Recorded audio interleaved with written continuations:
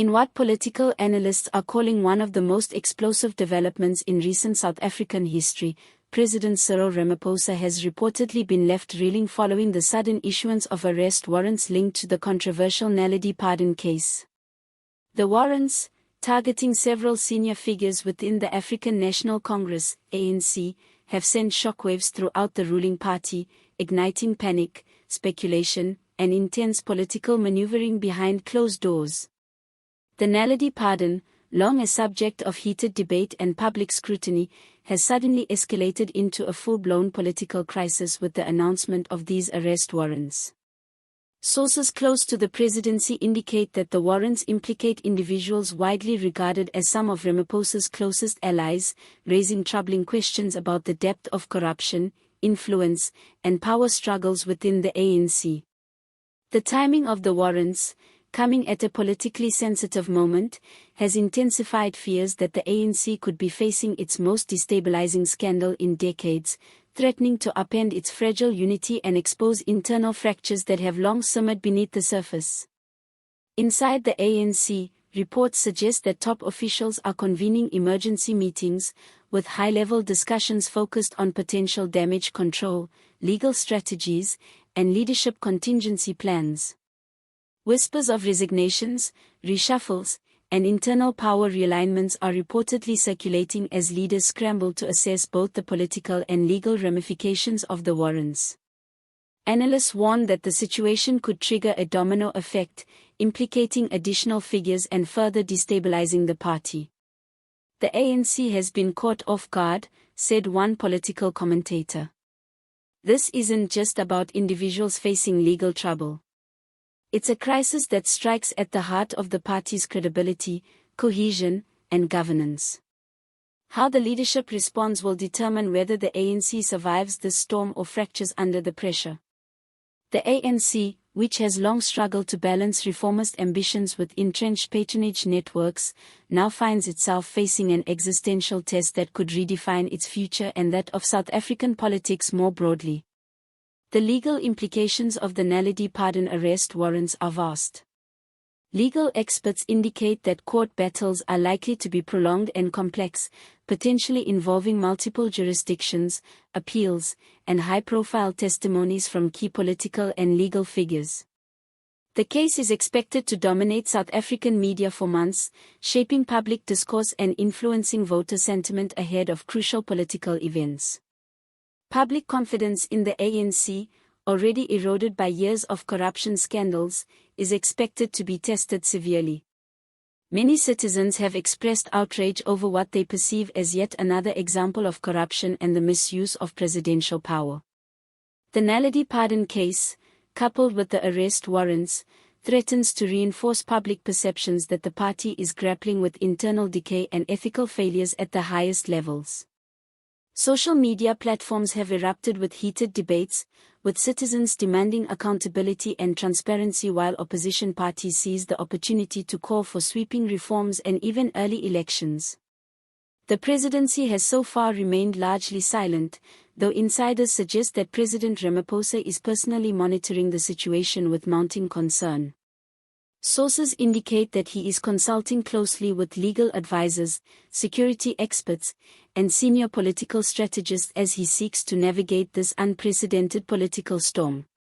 Analysts note that Ramaphosa faces a delicate balancing act. He must uphold the rule of law while managing internal party tensions and preserving his own political authority. Observers also point out that his response, or perceived lack thereof, could redefine his legacy. This is a test of leadership like no other, one expert commented. The president's next moves will either cement his reputation as a decisive reformer or expose him to criticism for failing to control the party and the crisis. Ramaphosa's previous image as a reform-minded leader committed to transparency and anti-corruption efforts is now under threat. His handling of this crisis could either reaffirm his reformist stance or signal to the public that the ANC remains incapable of self-correction. Speculation within the ANC is rampant. Some insiders predict that the fallout could lead to a major reshuffling of party structures, with loyalists being replaced by emerging factions eager to consolidate power. Others suggest that the arrest warrants could prompt a wave of defections or even trigger leadership challenges at upcoming party conferences. Political observers are closely monitoring how key figures within the ANC respond. Early reports indicate heightened tension as leaders weigh public statements, legal options, and internal messaging. The uncertainty is feeding widespread speculation that further arrests, investigations, or revelations may be imminent, creating an atmosphere of anxiety both within the ANC and across South Africa's political landscape. The air in political circles is thick with rumors of secret meetings, backroom deals, and shifting alliances, as potential successes and challenges quietly position themselves for advantage in the event of Ramaphosa's political weakening. The consequences of the Naledi pardon case extend far beyond the ANC itself. Analysts warn that the crisis could destabilize governance at multiple levels, with ministers, officials, and party operatives facing scrutiny and pressure from both the public and the judiciary. The arrest warrants may also have significant implications for upcoming elections, as opposition parties seize the moment to question the ANC's commitment to transparency, accountability, and ethical leadership. The ripple effects are enormous, one political analyst noted. This isn't just about a few individuals, it's about the credibility of governance, the stability of political institutions, and the trust of the electorate. The ANC must act decisively or risk long-term political damage. Already, opposition leaders are calling for parliamentary inquiries, while civil society groups demand independent investigations to ensure that justice is not compromised by political interference. The ANC's internal divisions are likely to deepen as the crisis unfolds. The party, already struggling to maintain unity amid ideological, generational, and regional rifts, now faces a moment of reckoning. Reformers are expected to use the crisis as evidence of the need for structural change within the party, while traditionalists may rally around embattled figures, portraying the arrests as politically motivated attacks on the ANC's leadership. The potential for factional violence or political retaliation cannot be dismissed. Provincial branches may become battlegrounds for competing narratives, further weakening the party's cohesion at a time when it can least afford instability. Senior ANC members who have long called for introspection and renewal are likely to press their case more forcefully, arguing that the party's survival depends on embracing genuine reform and distancing itself from corrupt networks. Beyond the political elite, the South African public is watching the crisis unfold with a mixture of outrage, skepticism, and weary resignation. Many citizens, disillusioned by repeated corruption scandals, have grown cynical about the possibility of meaningful accountability.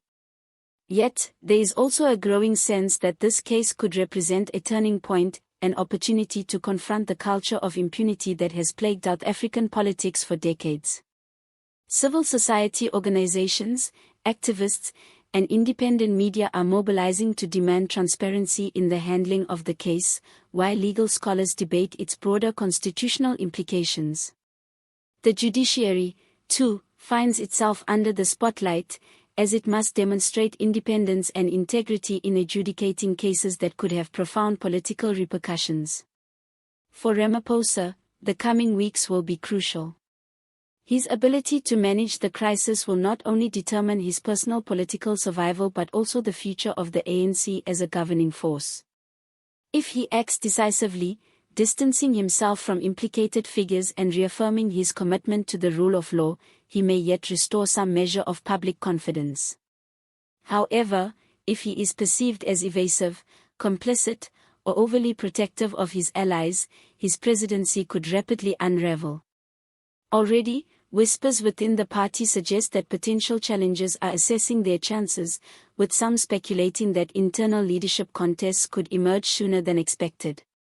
The prospect of a fractured ANC entering an election season could fundamentally reshape South Africa's political landscape, potentially opening the door for opposition coalitions to gain unprecedented traction.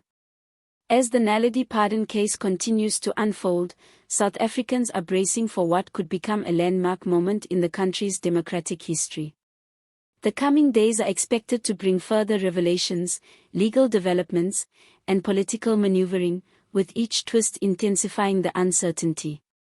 What began as a controversial pardon has now evolved into a full-scale political earthquake, one that challenges the ANC's integrity, tests President Ramaphosa's leadership, and reshapes the nation's political narrative.